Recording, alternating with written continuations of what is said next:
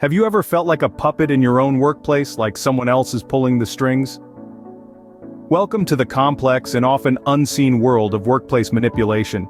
It's a realm where the invisible puppet strings of influence and control are subtly pulled, shaping our actions and decisions, often without us even realizing.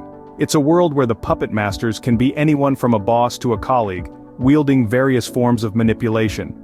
These tactics may come in the form of emotional manipulation, a potent tool used to create guilt, fear, or obligation. Or perhaps it's gaslighting, a cunning method that makes you question your own reality. Power struggles and office politics too can be arenas where these invisible strings are pulled, dictating the dynamics of the workplace. You're not alone in this. Let's dive into real-life scenarios and discover how to spot these invisible puppet strings. Meet John, your everyday office worker. But beneath the surface, John's boss is a master of emotional manipulation. John's boss, let's call him Mr. Smith, is a pro at exploiting emotions for his own gain. He's a master of emotional warfare, expertly using guilt, fear, and sympathy as his weapons of choice. Let's dive into John's story and see how these tactics play out. Imagine this. It's Monday morning. John is sitting at his desk sipping his coffee when suddenly Mr. Smith walks in. He looks upset and starts talking about the company's recent setbacks, subtly blaming John and his colleagues. He's using guilt as his first tactic, making John feel responsible for the company's misfortunes. This is a common ploy used by emotional manipulators to control their subordinates. But Mr. Smith doesn't stop there. He then starts hinting at the possibility of layoffs, instilling fear in John and his colleagues. Fear is a powerful motivator, and Mr. Smith knows this. He uses it to keep his team on their toes, constantly worried about their job security. This fear makes them work harder, longer, often at the expense of their personal life and well-being. And then comes the sympathy card. Mr. Smith starts talking about his own difficulties, his struggles. He shares stories of personal hardships, painting himself as the victim. John and his colleagues begin to sympathize with him, feeling guilty for their earlier resentment. They start to work even harder, not for the company, but for Mr. Smith. Sympathy is a potent tool in the hands of an emotional manipulator, turning the tables and shifting the focus from their actions to their supposed hardships. John's story paints a vivid picture of emotional manipulation in the workplace.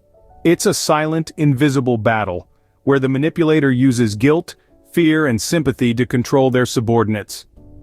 John's story is all too common, but now that we've identified the tactics, let's talk about how to deal with them. Remember Lisa from accounting? Well, she's been living in a constant state of confusion and self-doubt because of her colleague, the gaslighter.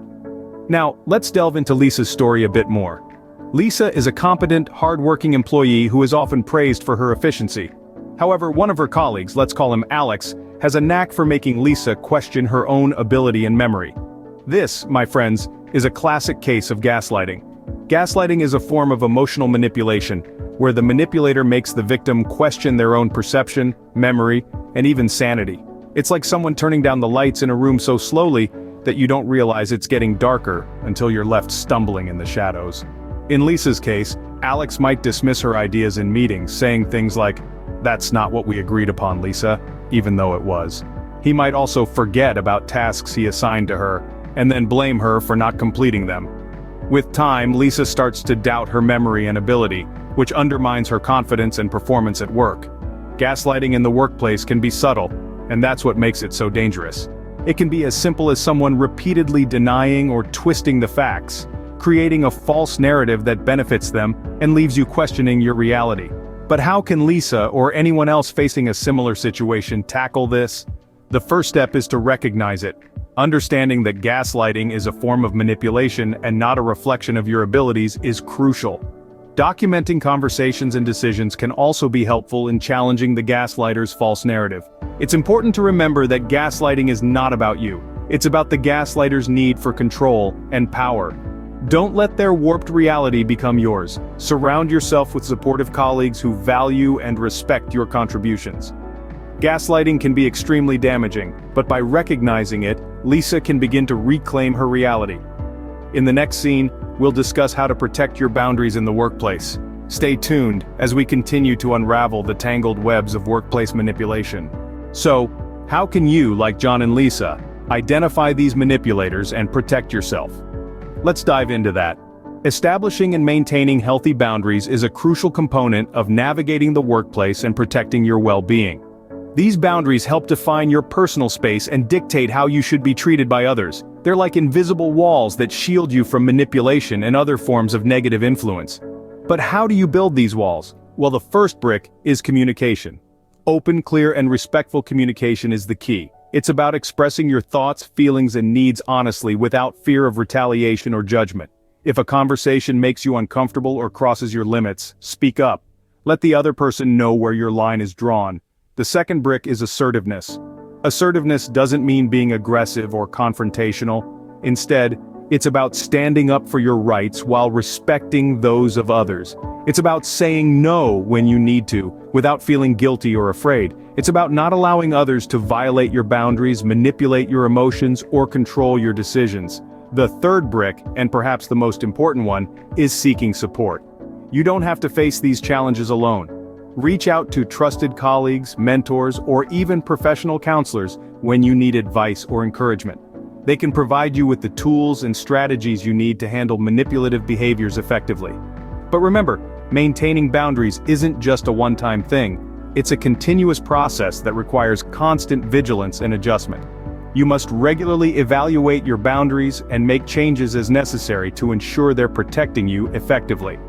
This isn't always easy, but it's absolutely essential for your professional and personal well-being. The workplace can be a battlefield, but with these strategies, you can navigate it with confidence and grace. You can counter manipulation tactics, maintain your emotional health, and thrive in your professional life.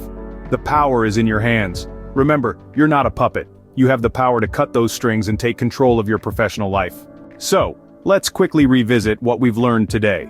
We've peeled back the curtain on the invisible puppet strings of workplace manipulation, revealing the behind-the-scenes power struggles and office politics that often go unnoticed.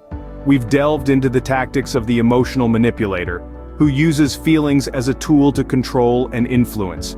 We've also exposed the gaslighter, who sows seeds of doubt to distort your perception of reality. But we didn't stop at just identifying these manipulation tactics. We also explored strategies for dealing with them. We've discussed the importance of maintaining healthy boundaries and how this can protect your well-being in the face of manipulation. These insights equip you to not just survive but thrive in the workplace, even when manipulation is at play. Thanks for joining us in shedding light on manipulation in the workplace. Remember, knowledge is power, and you're now better equipped to navigate these tricky situations. Until next time, stay aware and stay strong.